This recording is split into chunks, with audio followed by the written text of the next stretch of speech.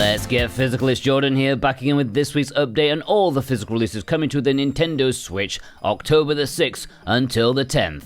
Let's take a look at what we've got this week.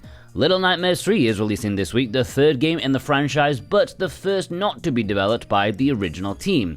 It is a tough act to follow. Can this UK team replicate the unique, creepy Scandinavian vibe that the first two games did? Well, Supermassive Games are known for their horror games, so if there are any hands that can take it on, well, it's probably them. It's releasing physically on Switch, Xbox, PS5 physically, and on Nintendo Switch 2 as a game key. Boo! But there are also two editions, a standard edition and a deluxe edition, which has some costume sets and an expansion pass. Kinda sad for a game of this kind, but my executive producers, Precision Plague, Michael Del Polito, God of Resin, Dead Bunny's YouTube, Jimmy A. Guerrero, and Cookie Kid have chosen this as their pick of the week. And if you want it or any of the retail games in this video, then please consider purchasing via the links in the description and pinned comment. That massively helps me out, this series, this channel, to keep producing useful physical content for you guys. And VGP are a really nice company with free worldwide shipping on orders over 75 Canadian dollars, like 54 American bucks. Not that much. Plus, each week, if you buy something via my link, you are put into a draw to have a chance of winning a $10 discount coupon. And this week's winner is Michael B. And because I have passed 30,000 subscribers, and also it's my birthday week, then next week I am going to be choosing 3 winners. Well, I'm not going to be choosing 3 winners. VGP will be choosing 3 winners next week. The window is Friday to Friday, so yeah, if you bought something over the weekend, you will be in the draw too. Don't worry about that. Thank you so much for your support, and let's keep on trucking. By Sweet Carole is releasing in Europe this week. North America will have to wait a couple more weeks to get their hands on this very interesting looking game. I don't know if it's going to be a huge indie darling, but it's got an art style that will turn heads. It's the only real selling point we know of, like really. It's like playing an old school Disney animation. It looks fantastic. The publisher isn't exactly known for their high quality releases, but hopefully the gameplay is solid enough to warrant a purchase. I'm very interested in this. And my executive producers, Viz, Cartoon Soren, Brent McLean, Danielle O, and Nerdy Sean have chosen this as their pick of the week. Pizza Tower is releasing this week. Feels like an eternity since it was announced for a Switch physical release. Well, now it's definitely coming. And this is a very highly rated game, extremely so. Looks a bit too ADHD for me personally, but that could just be the trailer. Comparisons to this would be like if a Wario Land game was mixed with a 90s Nickelodeon cartoon. What surprised me about this was the playtime of various Steam users, like way more than you'd expect from a standard platformer. Sounds like it could be an indie classic. And my executive producers, Super Ben Julio, Jake Vav, Ishin, Thorn Metal Luna, Ghost Bune, JCross7776, Instacritic, Sora Cat, and Dave Huswaite have chosen this as their pick of the week. Snoopy and the Great Mystery Club is releasing this week on Switch, PS5, and Xbox Series X. Looks like another Game Mill special, but I think that this is the first Snoopy game since that dogfighting one on the Wii U, which was rather charming in its own shovelware kind of way. Apparently you'll explore iconic locations, meet legendary characters, and solve crime. Hopefully more like who stole Charlie Brown's candy rather than who murdered his family during a botched burglary. And my executive producer Punky Dudester has chosen this as his pick of the week. Barbie Horse Trails is gonna be the third Barbie game on the Switch in as many years. It took a while for the plastic bimbo to get a game on the Switch, but eventually her agent told her it was the cool thing to do, so the floodgates have opened. This has you riding horses as Barbie. She seems like the kind of person that would be about animal welfare and stuff. I'm mildly surprised she's cool with whipping horses for entertainment, but who knows. And my executive producers, they're rebelling. There's a rebellion going on here. Azrath, D's Nuts, and Surfacing for Air have chosen this as their pick of the week. I'm just gonna have to cancel the whole thing, guys. Sonic Wings Reunion is releasing in Europe this week at retail, at least the standard edition is. The collector's edition will follow a bit later on. There is no North American release for this, and it has been out in Japan for a good while now, but rePOP Games decided to handle the Western publishing rights. The game, despite looking cheap and overpriced, I'm not going to sit here and lie to you and tell you that it's a bad game. It's not. I really enjoyed playing this. It reminds me heavily of the psycho shooters like Gunbird. If you find it cheap, it's definitely worth it, but there's also a deluxe edition that's exclusive to Red Art Games' website. Only 500 copies of it were made, and they still have stock left of that. It's the same price as the standard edition, but comes with more stuff. And if you click my link, you get 10% off if you use my code Jordan10. And my executive producer Robotech has chosen this as his pick of the week. Lollipop Chainsaw rePOP is releasing at retail in Europe this week. It's been a long journey to get here, first in Japan, then in North America via limited run, and now at retail in Europe. Expect schlocky action as a cheerleader takes a chainsaw to the undead. It is a cult hit. Although the Switch version isn't exactly the best version. Well, I don't think there is a best version of this game, to be honest. It's just that jank, but enjoyable. It's the final stop on the Lollipop ride, and it'll also be available on PS5. Cattle Country is possibly releasing in North America this week. This released in Europe over the summer, but for whatever reason, the North American edition has taken extra time. It is a life sim farming type game, but on an actual frontier, so there's danger, gunfight with bandits, treacherous terrain, and your missus potentially dying of dysentery. In a world of endless cozy life sims, this one does stand out a bit. It's not perfect, but has decent reviews overall, and my executive producer, Kevin W., has chosen this as his pick of the week. There are 2 game key releases on Nintendo Switch 2 this week. Disgaea 7 Complete, what a joke, and Little Nightmares Enhanced Edition Complete. Oh, they're taking the piss. They know they are taking the piss. 2 Switch 2 game keys called Complete Editions. It's laughable. Alright, let's jump into the low print, pre-order, limited releases thing.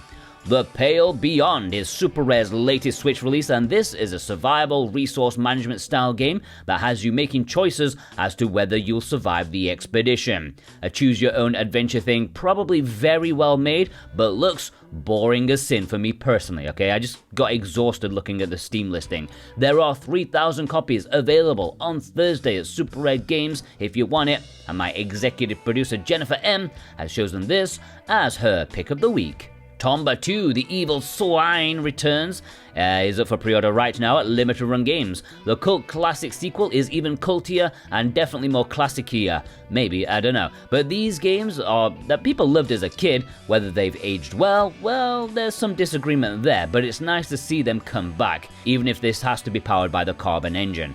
Games quite ahead of their time, 2.5D platformers with lots of personality and a decent amount of content for the game style. Unlike the first game, this begrudgingly followed the 3D trend. Gone are the 2D character sprites, now replaced by ugly 3D models, but if you can get past that, you'll have a great time. It's available physically on Switch and PS5 in various editions, and my executive producers Dane Wilkinson and Radio 2 Rancid have chosen this as their pick of the week. Hungry Meem is exclusive to VGP, available right now in limited quantities. At the time of making this, I'm not sure if they'll have any left or not, but not to worry, the game got a physical release very widely in Japan, Hong Kong, and Southeast Asia, so it's readily available if you want to play the game physically. Only ESRB collectors should be worried about this due to its availability in the future. The game itself is kinda cute, but this is definitely a release more for collectors than gamers out there. And my executive producers, the collectors, Dave Horworth and the Nemo 6, have chosen this as their pick of the week. Alright, let's jump into the import section, Play Asia territory. If you want to purchase any of these, then you can also do so via the Play Asia links below, and get 5% off with my code Jordan2025. Although there only is like one game you might want to import this week, and that is LAPIN. I don't know why I'm putting on a French accent, I just see LAPIN when I see this. And it's releasing in Japan and Asia this week in a standard and collector's edition. This is a precision platformer starring rabbits that have disturbingly human faces. I think it's supposed to be nice and wholesome as you guide your rabbit family across difficult level design. Despite this, it's not for the faint of heart. It is a tough game for tough people who like bunny rabbits. You know who you are. The limited edition comes with a game manual, soundtrack, and a diorama acrylic stand so they can haunt your dreams with their little human faces. And my executive producers, Vay and Jetta Crow, have chosen this as their pick of the week. Japan is also getting a game called Blackish House sideA. right facing arrow retour, but it doesn't have English, so I just wasted my time trying to say that. Alright, before we get into the community spotlight, if you're new here, please do subscribe, okay? The bigger this channel is, the more publishers will pay attention to the demand for physical media. The next goal is 40,000. Can I do it next year? Can I do it? I will need your help, definitely. Alright, the community spotlight. Simeon sent in this photo with a lot of support for the River City series, and coming from me who doesn't really like beat-em-ups that much, even I like them. Sully sent in this photo with Super Robot Wars Y, which didn't actually sell all that well, at least for me, compared to all the previous Super Robot Wars imports. Maybe because it's now more accessible in the West digitally, I think that might have had an effect. Alia A sent in this photo with the Super Deluxe editions of the Castlevania collections. Really gorgeous stuff. I'm hoping for a 3D collection next. The Alex Games sent in this photo. Nice to see the Goblin Slayer Collector's Edition finally out and about. I don't know why it took so long. Devil Angel sent in this photo picking up The Bridge Curse. Now, even the standard edition is sold out at PlayAsia. Remember, it's a PlayAsia exclusive, but VGP are still rocking copies of it. Executive producer Cartoon Soren sent in this photo with Homebody, which actually looks like something really interesting as a horror game. I think it's the one that's made by some YouTubers or something. I don't know, maybe I'm getting confused. Rancid Games sent in Final Fantasy Tactics, which I've been playing slowly. I've got almost up to the time skip, which, yeah, it's still very early on. And you know what? I kind of hate it, which is definitely a me thing. It's a me thing. Don't get me wrong, the gameplay is still the best in the business, but there's just a lot of things that make me feel this is not what I know and love. I realize I'm being very stubborn and an old man shouting at a cloud, but you know, this game means so much to me that it's hard for me to accept all the improvements. It deserves all the plaudits and admiration, and if you've never played it before, go ahead, but I think I'm going to be sticking with the original on PlayStation 1. Sarke Dup sent in this photo with the Yasha Legend of the Demon Blade, which in Europe I've been seeing going ridiculously cheap already. I guess it didn't sell all that well. Executive producer Kevin W. sent in this photo with Trails in the Sky First, which seems like it's been a resounding success. Hopefully part 2 isn't too far away, but Falcom are machines and pump these out at a rate of knots, and I love them for it. Executive producer Vei, my man in Japan, sent in this photo, who got the latest Kemco release, Volume 11. Yes, that is Volume 11. It just looks identical to Volume 1. They ran out of colors. Executive producer Lewis K sent in this photo with Nelk, which after I made that video about the Atelier series, VGP quickly sold out the last few copies that they had, and that was a reprint, so it's going to need a second reprint. Bub sent in this photo. Good choices on the Japanese editions of Devil Engine and Moonlighter, since they have more content than the Western releases. Executive producer Instacritic sent in this photo with 100 Days, which, until now, I didn't realize just how very weirdly designed that box art is. Let's put the name there, they said.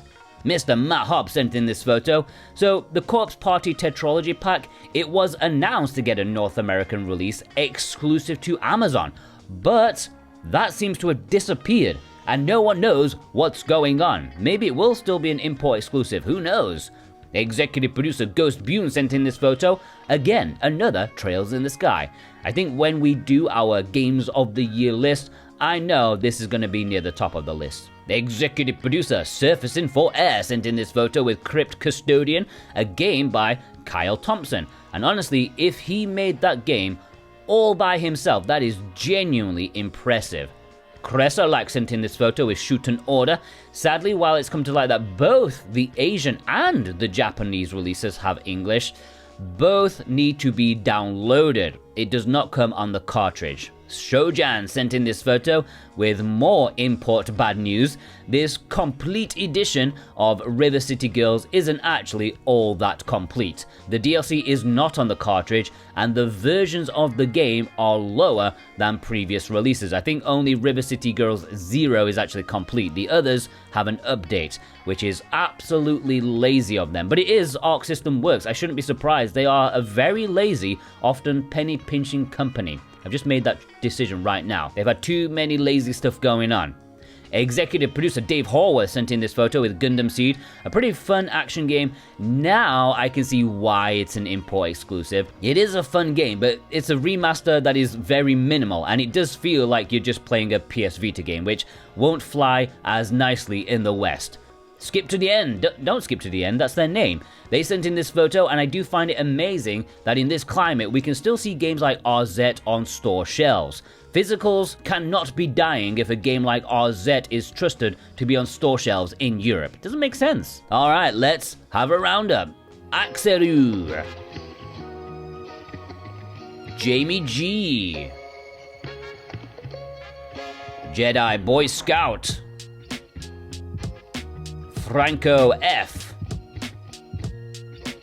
Bill R. Mason. Cost 71. Dead Bunny's YouTube. Andrew R. Treats.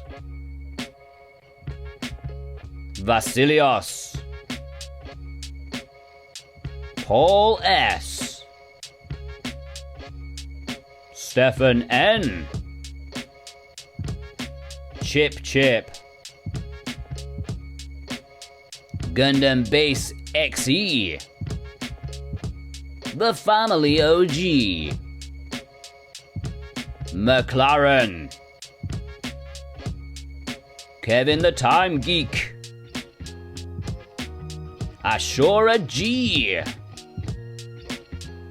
Twig E. Alolo Jojo. Apple Sin. Dabro 90.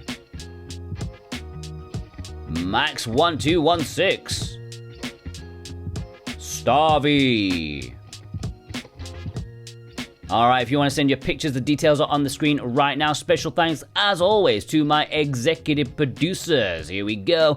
Dean Wilkinson, God of Resin, Brent McLean, Alexander Cato, JCross7776, Punky Newstar, Cartoon Soren, Robotech, Fawn Metaluna, Vey, Instacritic, Precision Plague, Alex M, Feig, Josh Foot, Ishin, Lewis K, Kevin W, Jennifer M, Super Ben Julio, Double Dave, Husway and Horworth, Sora Cat, The Nemo 6, Ghost Bune, G Bautista 100, Rose, Adamantium, Azrath, Jake Vav, D's Nuts, Jeddah Crow, Brotorius, Surfacing for Air, Justin PDC, Cookie Kid, Radio to Rancid, Danielle O, Switch Effect, Cava Clavacol, Nerdy Sean, Ligma, Michael Del Polito, Big Bruno, Jimmy A. Guerrero, Max Ty, Viz, Dead Bunny's YouTube, and Alolo Jojo. Thanks so much for your support, plus you watching right now. Yes, if you watched all the way through, you are a legend too, okay? You're helping this watch time, you're helping this series grow, even though it always gets 10,000 views every week for the past 3 years. It's not growing, but it's fine. But I want to know who you are regardless, okay? If you watched all the way through, leave me 3 horses emojis in the comments. Why? Because of those 3 executive producers who have betrayed me with Barbie Horse Trails as the pick of the week. What's going on? Anyways, go check out some of my other stuff and have a fantastic day. Take care.